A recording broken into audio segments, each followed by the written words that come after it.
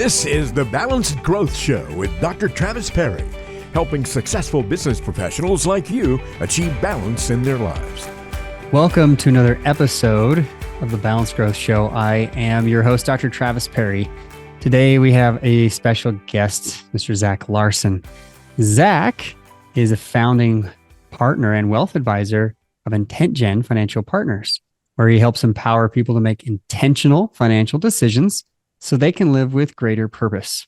Zac and his wife, Kristen, have been married since 2003 and have 4 boys. In his free time, Zac likes to coach his son's basketball teams, and he enjoys golf, scuba diving, skiing, bike riding, and he also serves in many roles at Good Shepherd Lutheran Church. Welcome, Zac, to our show. Thanks, Travis. Really fun to be here with you. Absolutely. And full disclosure, Zac is in our mentoring program with us and is quite honestly just doing exceptionally well. And I appreciate Zac spending some time with us today. Tell us about, balance and growth, and really help other entrepreneurs to gain a better sense of what this balance is. So I'm going to let you start off by telling us just real quickly, how did you get to be one of the founding partners of your firm and become an entrepreneur? Yeah, about 5 years ago, we went through a big change with our company, and we spun off from being financial advisors with an organization called Thrivent Financial into an independent world affiliated with Thrivent. And as we did that, we got the chance to rename our company. And we asked clients, how do you think of us? How do you describe us? We asked friends, we asked family, and over, 2 words kept popping up. And one of those words was intentional, and the other was generous. And I feel like those 2 words are core to who I am. And so they became core to our company, IntentGen Financial Partners, which is just simply trying to help people be intentional and generous with their lives, with their money. But intentionality has been something that's a focus of mine for the last 15 years, especially. But even before that, and the reason is I love a lot of things going on in my life. Some people loved COVID, to be home doing nothing and just with their family. It was hard on our family of 6 because we're used to being active and going. And I like to plan things out and make the most of my time. And that's why I think your message around balanced growth has been so important. It just resonates with who I am and what we're trying to do. Yeah, so great. I mean, even your tagline there, helping people live with greater purpose. I mean, we've got live life on purpose. So interwoven here with your direction, our direction. So I appreciate that, man. I know you love to get out. You love to be active. You love to be doing things, which we're going to talk about here in a second. But let's talk about balance. Why is balance so important to you? Why is it important that as you're growing your business, that you're able to keep that sense of balance? I think business is like the career that I have, the business we have, it resonates for me as a calling. I truly believe that I am uniquely equipped to do this. I have passion for it, but I also realize it's not meant to be my life. I've got an incredible wife. We have 4 awesome boys who are almost, our youngest is 12. So we'll shortly have 4 teenage boys. It fills our life with a lot of things. And I've learned from my parents, my grandparents, my in-laws about community service and why that's so important. So I've got all these competing interests, if you will, and I want to do them all. So balance has got to be there. And if it gets out of whack where I'm focused too much on work, it suffers at home. And then I've gone through periods too, we'll talk about today, where I let other things take priority, and I lost focus on spiritual health, physical health, mental health, and that takes its toll on me after a while. Yeah, and it is a tug of war, isn't it? Sometimes you feeling like, ooh, that's tugging, and I get a lot of people telling us, well, yeah, my wife tells me, she needs more time with me. Okay, that's a definitely a factor in saying, gee, work might be pulling me away, or your kids even. But then on the other side of it is getting too involved maybe outside and neglecting things at work, which I think, we're going to be talking about extended vacations and sabbaticals here in a minute, but that could be part of those issues too. So as an entrepreneur, given all those factors, all those concerns and why balance is important to you, how have you been able to scale your business? How have you been able to grow, which, we're also working on in the mentoring program, but how have you been able to grow your business to this point while keeping a good sense of balance? Yeah, I had the privilege early on in my career of meeting some really talented people who became mentors. And I remember a conversation distinctly with one of the top advisors, top producers in a company. And I said to him, Larry, I'm having a little bit of success like early on. I'm in my first year. What advice would you give to a new person as they're growing their business? And he didn't hesitate. He just said very quickly, go hire a full-time, colleague, an assistant, a partner to work with you and never look back. And so I'm geared up. I'm like, let's go. And then I get back home and I start to look at the numbers and the expense and the cost of it. And I was like, I can't afford to do that. How can I make this kind of decision with that kind of expense? So I found another solution. I had a job share with several other people and I had a part-time person, and it was a disaster. And I just realized the truth that was there that said, I've got to surround myself with great people who have unique abilities and skills different than me. And ultimately I took the leap and I made the investment instead of looking at it as an expense. And we found good people. And that's just a quick story about how we've been able to scale. Amazingly, there are people that love to do things that I'm not good at and that I don't love to do. And that's equipped me to be in my spot. I've used the term a couple of times, unique abilities. That's taken from strategic coach, who we've worked with for a number of years, to say, what are my God-given gifts? What are my talents, my abilities that are unique to me? And if I can do more of those and surround myself with people who have complementary skills, then everybody wins.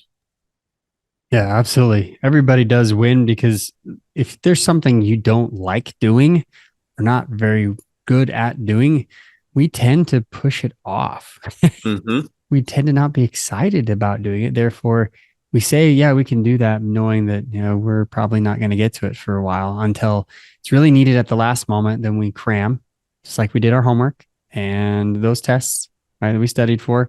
We're not careful. And I say we collectively, meaning, I know what the average student does. I know what we're out there doing. And it's exactly the same thing at work, in a sense of, I don't want to do it, so I'm going to push it back. And you're exactly right. It's so smart to do that, to be able to hire up. Keep going. Well, then I think the second step to that was not just identifying things that we didn't like to do or weren't as good at, but the next level for our scaling has been starting to find people who can do things well that we also do well. So I'm going to use the example of phone calling. I'm old enough in the business world where phone calling used to be a thing that really worked. And I'd call you up and you'd actually answer the phone. It doesn't always happen anymore. But I found I was really good at it. I could get people to say yes, have a meeting, but it took a lot of time. Or I was calling people that were already going to say yes, and I was spending a lot of time. So we started to delegate towards a relationship manager.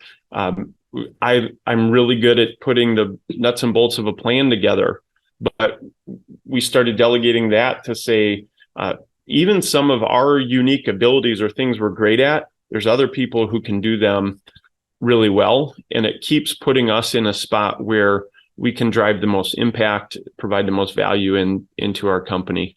And that's hard. It's hard to let go of things that we like to do or are good at, but it's allowed us to be in the sweet spot, really. Yeah. Talk about sweet spot in achieving balance. I talk all about like the work sweet spot and how important that is to be there. And because don't you love it when you're there, Zach? Like your mindset is like, I love what I do. I love what my work is and who I get energy. To work with. Yeah, the energy is incredible, right? So it helps you to keep working and being fulfilled, not working forever, but working because you enjoy it, right? So that's the next part we're going to get to. What do you think your biggest struggle has been scaling your business without losing that balance? So on the flip side, what are the Yeah, things you feel like you really struggle with? I've had people ask me over time, what are you struggling with? What can I pray for you about? How can we help? And interestingly enough, I think part of why I was attracted to your coaching in your company early on was I specifically asked people, if they were spiritual, pray for me because I need better balance in my life. Pray for that, or help me find that balance. And I found myself like running to everything. And many people would call me habitually late. I like to think of myself more as time informal. But I feel like I finish things well. So if I'm with you, I'm going to deliver what you need and we're going to finish that well, but it might make me late to the next thing I go to. And then I end up apologizing for that. And then I'm going to finish that one strong. And it's just been a cycle for a long, long time with kids, my spouse, with work.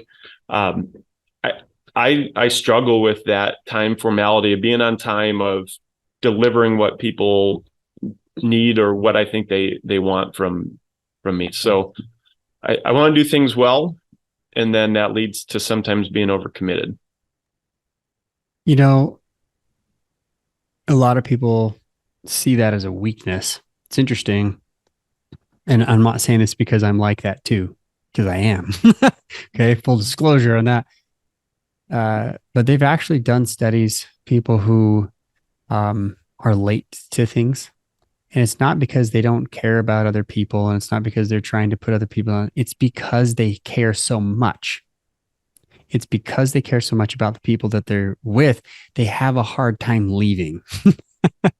So what I hear from you is like you have a heart of intention, and that's in your name and your company. But your intention and your generosity is your time. Like you love giving it and you love helping people, which also is a two-edged sword, because if you're moving on to the next appointment or to be home with your kids, it can be a struggle to get there on time, right? So my grandma, I grew up and she's like, you got to be 5 minutes early for everything or you're late, and it's like, whoa, totally different world. But I don't think so. Balance, my thing. Yeah, you got to manage your time well, but I've never been the quote unquote time Nazi. Like if you're not on time, things are going to happen. I believe in balance being what's the most important thing now. Yeah. What's the most important thing now?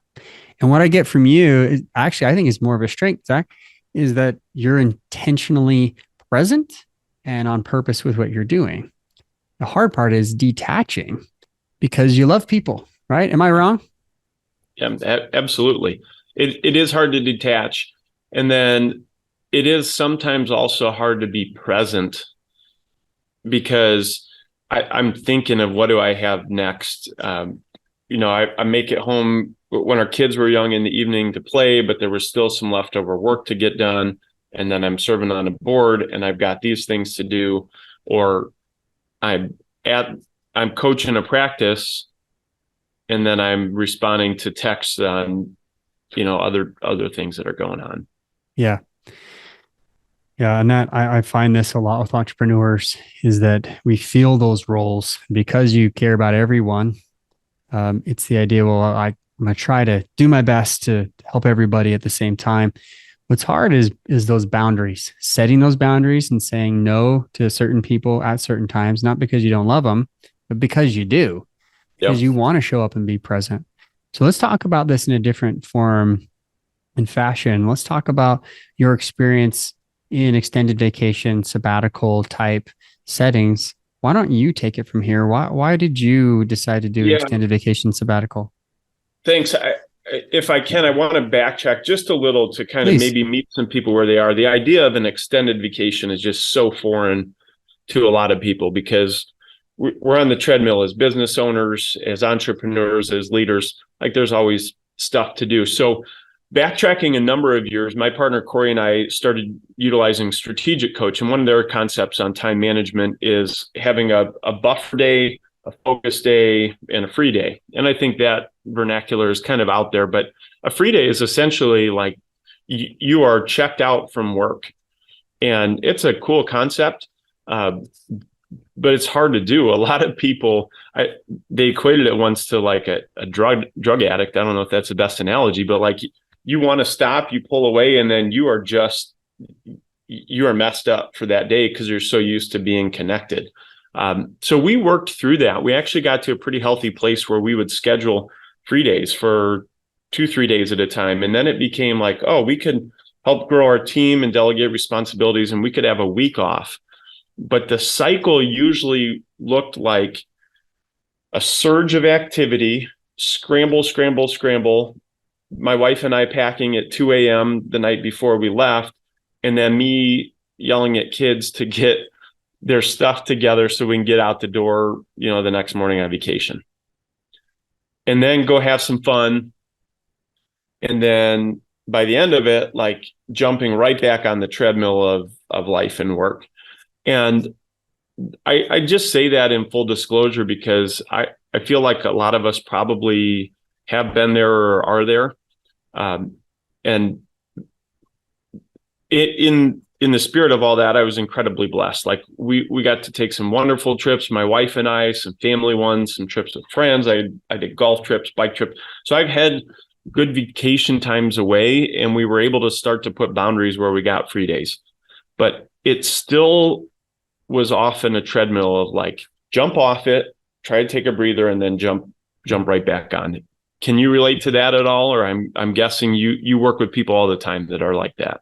Yeah, I mean, not only that, but I think just coming back from a vacation, like this is on the forefront of my mind. I know you and I talked a little bit in the pre-show about our Costa Rica vacation, and what I try to do is the day before we go, I don't have anything scheduled work at all. And the day that I get back, nothing. And the day after I get back, very minimal. So it actually worked really well this time. It doesn't always work that great because some people somehow end up on the calendar, or I mess up and I forget. Like we're human, right? Balance is always going to be an issue. But when I practice that and I'm intentional about my calendaring, then I can say it's okay. You don't have to jump right back on the treadmill like as you were describing of life or of work. Because then what is a vacation? A lot of people tell me, well, vacation is a time to prepare to binge and purge, right? And it becomes this cycle of binge and purging so that you never really feel like you rested. And some people tell me, I need a vacation from the vacation. I mean, right. How often does that come up? And I like that language you said, binge and purge and binge and purge. And it became a cycle of that a lot of times. And then as our kids got older, I played basketball growing up and through college. And I loved the game, and our kids became athletic and loved it. So I've enjoyed coaching them.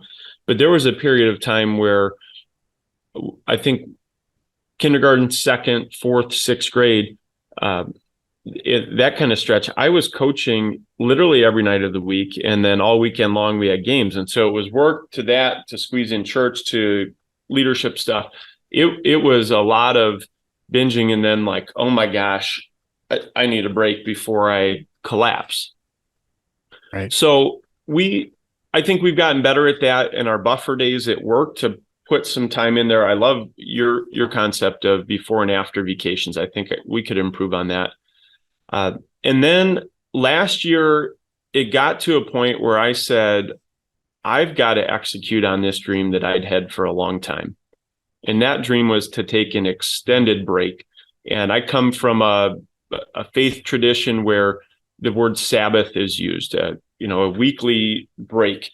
And I always thought of that as like a break to get away from something. I also grew up, and I remember my mom, my parents are both pastors. I remember a time when I was probably a teenager, she was on a sabbatical. And in the religious world, the educational world, people have had sabbaticals. It's becoming, I think, a little more prevalent in corporate culture. And I know it's going to be something going forward in our company that becomes part of culture. But a sabbatical is like an extended break. And oftentimes there are 3 months. We started to look at our calendars, our company, things going on, and centered on 2. But it was a dream I'd had for about 10 years. And I feel like I'm pretty decent at identifying a goal, getting it done. And I was failing at getting this one done. And I realized that my moment was slipping away, and I read something, and I can't remember who to attribute this quote to or where it was from, but they said the quickest way for a dream to die is to wait. And I was like, oh my gosh, this dream of an extended time off with my family, with myself, is dying because I'm waiting. And we've got a high school senior now. So if I don't do it now, I'm going to lose this window where I've got all 4 boys at home. So we started to put that in motion. And I want to encourage people that if you want extended time off, you can absolutely do it. And I read some great books getting ready for it that I'll just share with people as a resource real quick. Yeah, please do. Very interesting. The first one was called Escape 101. Sabbaticals Made Simple, and the author is Dan Clements, and co-written with Tara Gignac, I think, Gignac. But a really great practical book, and also kind of a theoretical on what it is. And then the other is an author and podcaster and thought leader. He wrote a book called Emotionally Healthy Leadership. His name is Pete Scazzero. And he did a 2-part podcast on sabbaticals that I listened to, and these 4 words jumped out. He said that a sabbatical comes from the word Sabbath. It's in the Bible, it's scriptural, but it's a day of rest and worship. And he said every Sabbath these 4 things should be present: stop, rest, delight, and contemplate. And I thought, well, that's simple enough. I can do that. And then a sabbatical stretches that out to a longer time. So for me, the difference between it just being a vacation and a sabbatical was that I had now a framework. I'm trying to stop doing the work and the routines that I normally had. I'm trying to be purposeful with my rest, which didn't mean being lazy. It was like more time to work out, more time to do things I enjoy, but have a more restful state. And the third was delight, which just refers to delighting in creation, like the beauty of the world around us, delighting in people and relationships.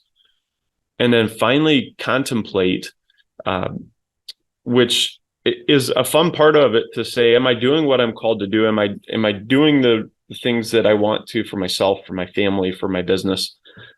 So that's what started to bubble up. And I'll stop for a minute and just kind of flip it back to you, because you've taken some great extended vacations. And I want to hear a little, like, how do you approach that? And then I'll talk about how we did some differences between vacation and sabbatical.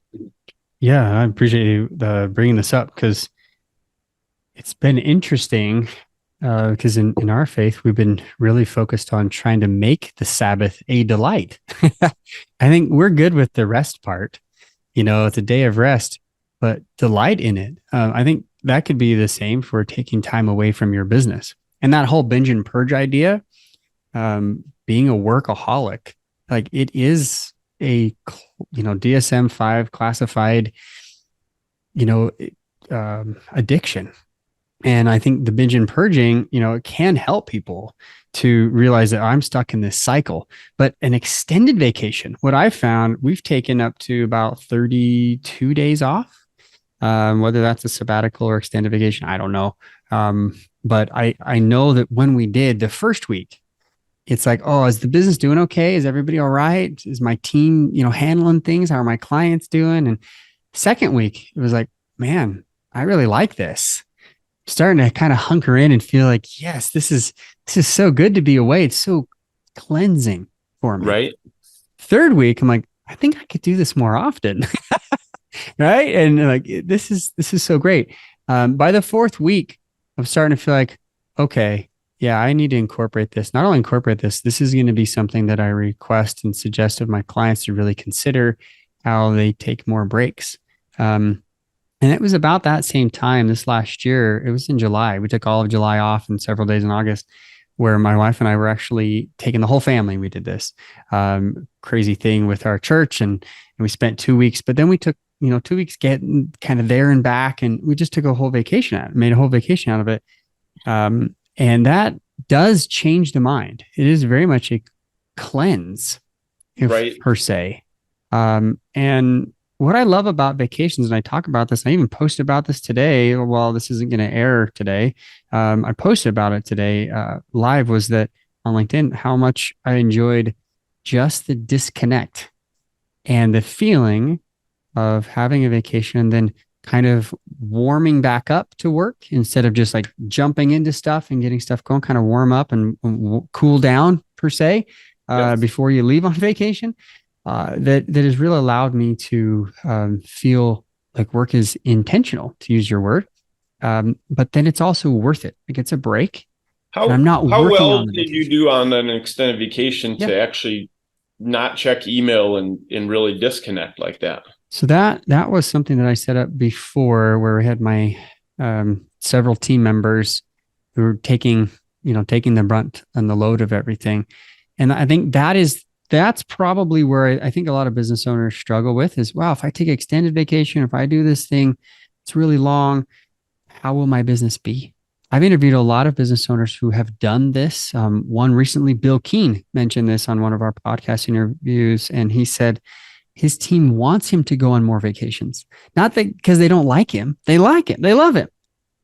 But when he's there, there's more of a management style that the team struggles with, because they're trying to do what he wants him to do and get to work and do the things. But it's like sometimes if we're there as business owners, sometimes we get in the way of even the things we've asked our team to do. Right. And it gave them time to just do it. And he's like, wow, I need to take more vacations. Yeah, because people default to a leader for decisions. Even when we've tried to empower them to make those decisions, they will come to us. And I think this opportunity for our company was great because we equipped people to make those decisions, and then said, you can't go ask Zac about it. And there was some current concern, would a lot more things go to my partner, Corey, or would it go to our director? And throughout the whole organization, we said, how can we keep empowering people to make those decisions themselves? And so it turned out to be a really healthy thing. Part of me being able to go, having the confidence to go away for 2 months, was from our director of client engagement, Ashley. The year before, she had a baby. And so she obviously took a maternity leave, but she planned it out so well in terms of delegating, backups, empowering other people to make positions. She was gone for 3 months and our business continued to thrive. And Ashley is critical to how things work for us. So I sat down with her early on and said, okay, Ashley, help me plan this out so that my leave could be as good as yours was for the company. And she has a gift for that. She has a mindset of doing project management, and she did. And it allowed me to really then unplug. I hear from people a lot, from friends, from clients, that they'll say, well, I can't really even take a vacation. Why bother? Because I'm so piled up when I get back. It's just easier to stay. Or they check email for an hour in the morning because it's just easier to stay on top of it than do it. But I really want to challenge that for people who operate in that mindset, because we're not equipping people to make decisions then if we're always checking in. Yep. And even if I don't think I'm micromanaging, to some extent I am. If I feel like the world can't go on with me for a day or a week, it's tough. And I get being busy when you get back, but I think there's systems and processes that can help with that too. We had a goal of coming back, that I came back to an empty inbox because other people solved this stuff before. Love it. So that tells me a lot about you, about your company. I know you're very intentional, as you mentioned, and we've kind of made that a theme, but also this idea of empowering your team, training them, empowering them, learning from them. Like that's what a leader does. They learn from people. I love it, Zach. Love what you're doing. What advice would you give to other entrepreneurs about taking a sabbatical, taking extended vacation? Because you're challenging this idea of like, well, it's just easier to stay connected. It's just easier to check the email. And I would disagree as well, but I'll let you answer this question. I would disagree and say, no, it's not. Short term, you're just getting your fix. Yep. You're just feeding the addiction. I'm not addicted to work. Really? And go without it for 30 days. Yeah. Maybe we need to come up with a challenge, Zach. Maybe we need to throw this gauntlet down. But I know we both have been on extended vacation sabbaticals for periods of time where we're able to really be cleansed and really be through of it. And it truly was for me, cleansing and like fulfilling. And it shouldn't be a surprise to me because it is such a concept or a process that's been around for hundreds, if not thousands of years, to take a Sabbath day and then to take a Sabbath week in a year. And actually, if you look scripturally, they were taught to every 7 years take a year off. I mean, imagine that. Let your fields lie fallow. Let the vineyards not grow. I mean, amazing concept. And I think I don't have plans or desires to take a year off, but I certainly would like to take extended times away again because I think it's healthy. So you mentioned learning from other people. One person that I've learned a lot from through the years in a ton of different ways is my longtime friend and business partner, Corey Schmidt. And a lot of times as we have our vision planning, goal setting meetings, Corey's like, yeah, I'm on board to grow, to scale, but he'd say things like, but I'm not sacrificing my family time, but I'm not giving up this because balance is really important to him. Finally, it got to the point where I was like, Corey, I get it.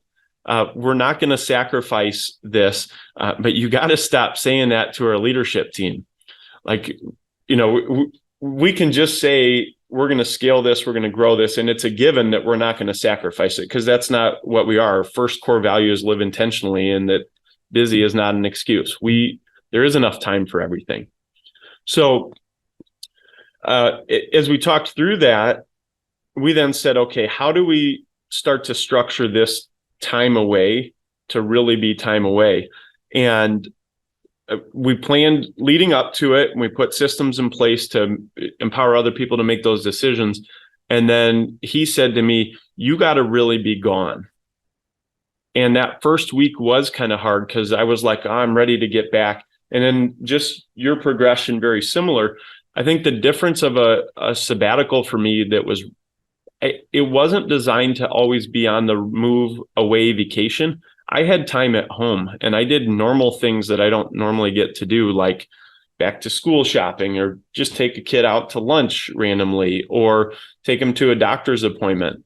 I got to sleep in a little bit. I got to sit on my front porch and read a book. So it was time to do that. And it took me about 6 weeks to really get to a place where I had the desire to contemplate, to like start listening to podcasts again and to read a business book instead of a fiction book. And I think it filled me up so much that I came back in September, and the end of the year is always a busy, hectic time for us in our business and basketball and holidays. And I, for the first time ever, did not feel the overwhelming crush of all that converging at one time. There was just much better balance in my life because of some habits we'd put in place and some personal things that I was able to start to do. Yeah, well, I know we could talk about this more and more, and I think we will, you and I later offline, maybe even online again here again on the podcast, see how things are going. But I think the gauntlet, has been put down. The challenge to take an extended vacation, a sabbatical, if you will. Not only is it biblical, is it something that I think we can all learn from? And I love that. I love that you bring that back to that because you're exactly right. The Old Testament talks about let your fields rest every 7 years. Yep. And it's actually been proven to be legitimate. Right. We use it today in agricultural, fields. Like we got to let things rest, or what nutrients does it have to give anymore? Right. And this whole idea of balance, it's not a 50-50. It's not work and life. It's how do we balance the most important things in our life so that we feel fulfilled? Are you feeling fulfilled from work? Are you being fulfilled from all the other things in your personal life? If not, make changes. So I love that you're willing to learn. You're a leader by listening, by being trained, by having mentorship, by learning from your own employees, and really leading this, this company to greater things. You will become better because of it. I can tell personally, attest to this, that I've come home most vacations fulfilled and with incredible ideas that just show up. Why? Because if I'm in the day-to-day, always grinding and always working hard and being productive, it doesn't give me the time to relax and focus unless it's specifically in my calendar, which I do have. I do have time. But if I'm driving cross country for 20 hours with my family, man, or if I'm in an airplane 35,000 feet above volcanoes, like, whoa, like I have a different perspective, literally, but also mentally, to bring that back home to my business, to my life, and say, I need to change these things. I need to do something different.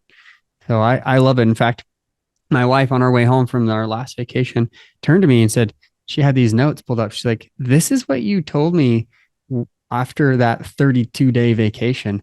These are the things we wanted to change. And let's get working on them. I'm like, dang, she's good. Like she reminded me, she kept me accountable. Yeah, she's the best.